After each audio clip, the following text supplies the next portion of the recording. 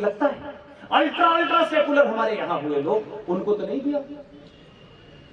आपको मालूम है क्यों दिया? उनको मालूम है कि भक्ति से सिर्फ दिल का दर्द दूर होता है,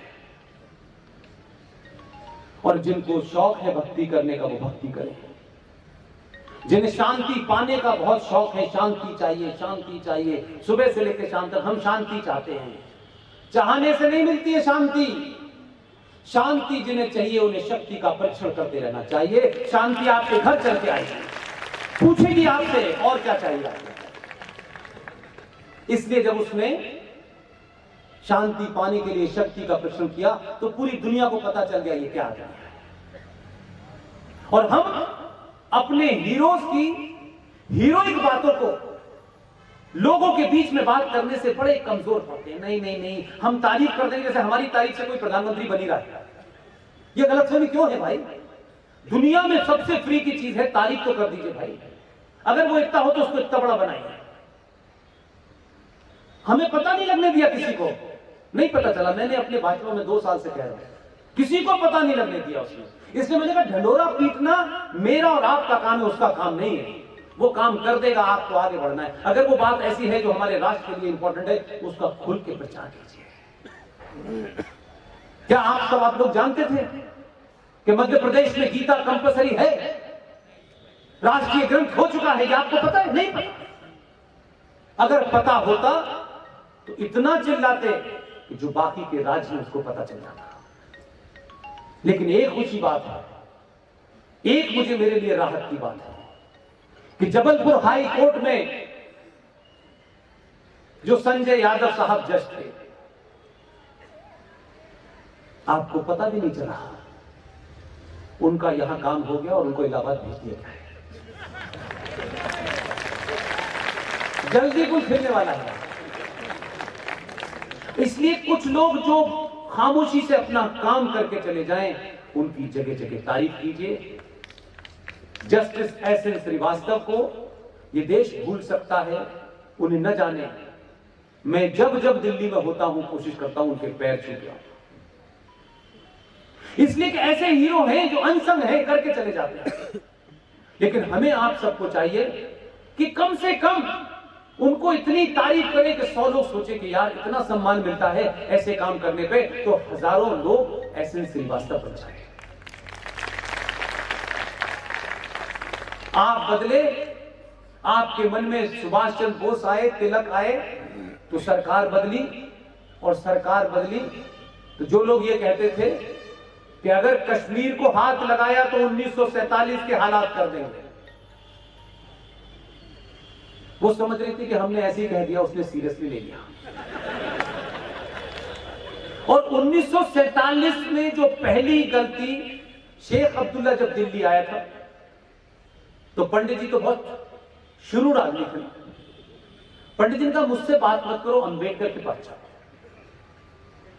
अंबेडकर से जाके कहा कि हमें धारा 370 देकर के विशेष अधिकार चाहिए, और उन विशेष अधिकार में जम्मू कश्मीर में भारत की संसद, भारत का संविधान, भारत की न्यायपालिका लागू नहीं होगी।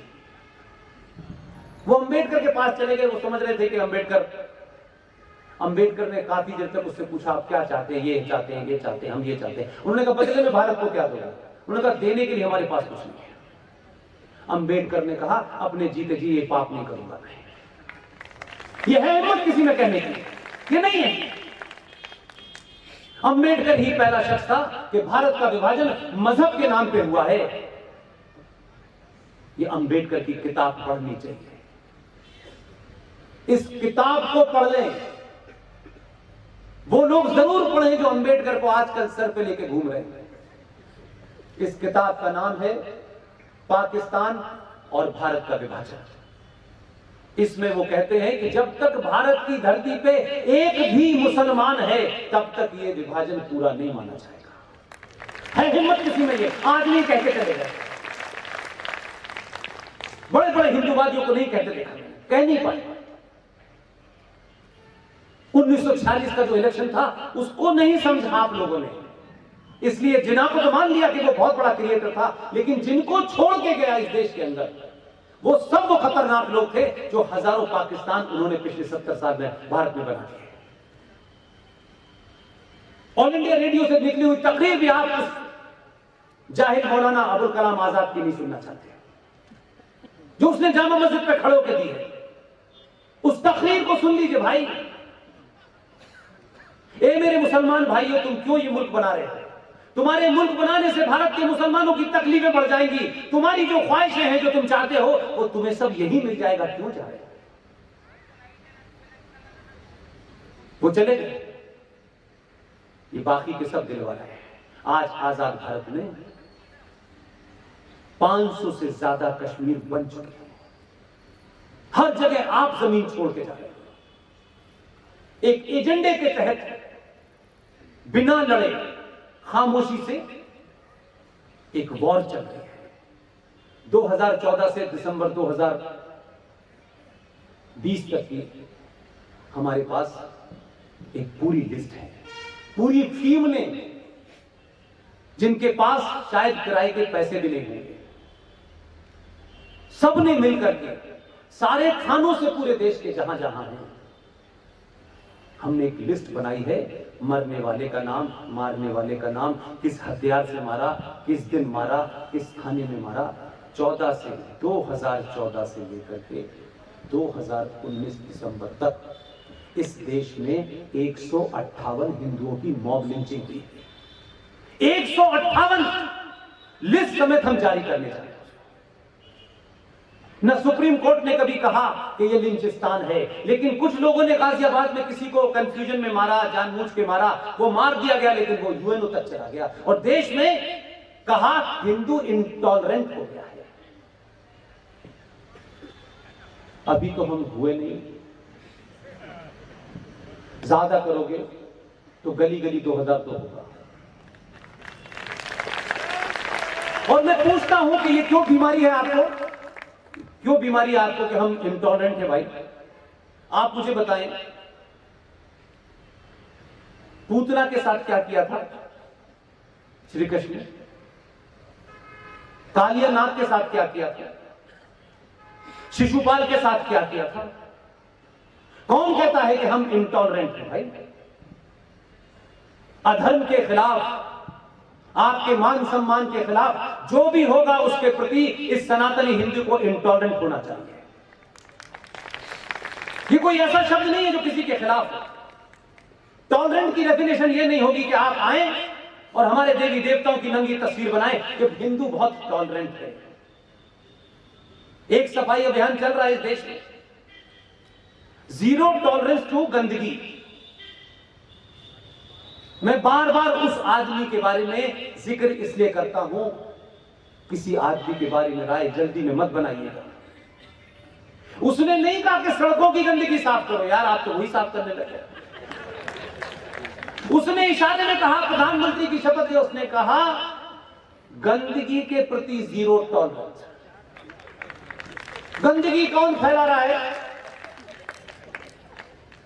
ये जो बौद्धिक आतंकवाद है, जो बौद्धिक गंदगी है, इसके खिलाफ आपको टॉलरेंट नहीं होना, मत बर्दाश्त कीजिए। ये सफाई जो गंदगी चारों तरफ हो रही है, ये साफ हो जाएगी, डिब्बे में चली जाएगी। ये जहनों में गज़वाए हिंद, दारुल हरब से दारुल इस्लाम बनाने का जो जुनून पल रहा है, उसको समाप्त करना है। इसलिए आप समझते हैं 35 पे हट गया, 370 हट गया, आप इस बात से खुश हो सकते हैं। मैं इस बात से कभी बहुत ज्यादा खुश नहीं हुआ। वो एक टेक्निकल मामला था। आपके देश में 70 साल में ये जघन्य अपराध हो गया, पूरे देश में कहीं नहीं, बात ही नहीं की किसी ने इसके बारे में, कोई बोलना ही नहीं चाहता। हर आदमी चाहता है ये काम आरएसएस वालों का है, ये बीजेपी वालों का है, ये बजरंग दल का है। भाई साहब, आपका क्या काम है?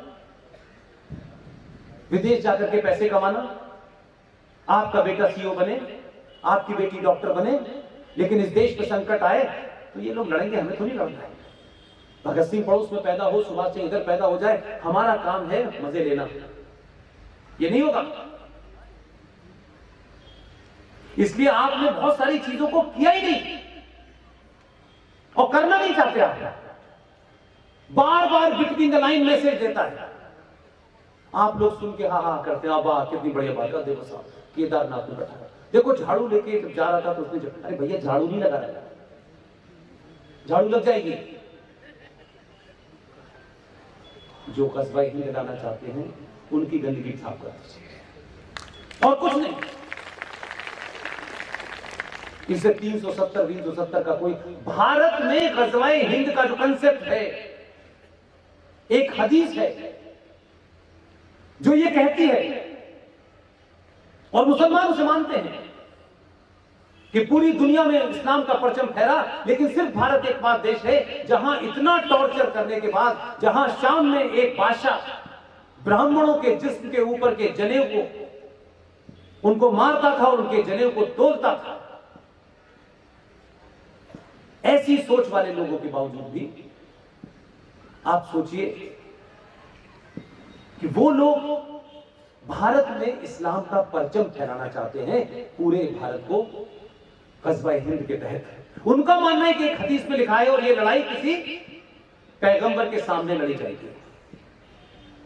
तो पाकिस्तान पैगंबर है जिस जेर क़यादत में ये भारत के अंदर परचम फहराने का झगड़ा है। आप एक आम हिंदुस्तानी सनातनी समझता है 370 हटी है, 370 नहीं हटी, वो कोई बहुत महत्वपूर्ण नहीं थी मेरे भाई। 370 के हटने का सिर्फ एक ही मतलब था, जिसे शायद मैं समझता हूं, जो मेरी सोच कहती है कि ये वो रास्ता था जहां से उस हदीस में ये बताया गया था यही रास्ता है जहां से गज़वाए हिंद आएगा। उसने 370 नहीं हटाई, दरवाजा बंद कर दिया। उस जम्मू से जहां से चल के कोयम्बटूर में जब अडवाणी जी की सभा होने वाली थी, 54 लोग मरे थे। जो उस बम धमाके का मास्टरमाइंड था अब्दुल नजीर मदनी, उसको जेल हुई।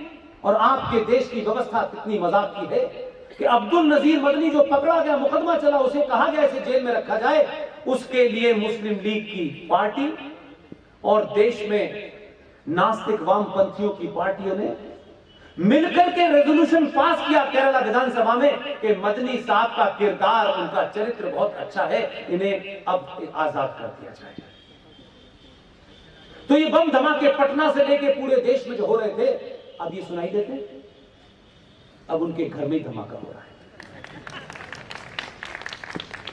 इसलिए मैं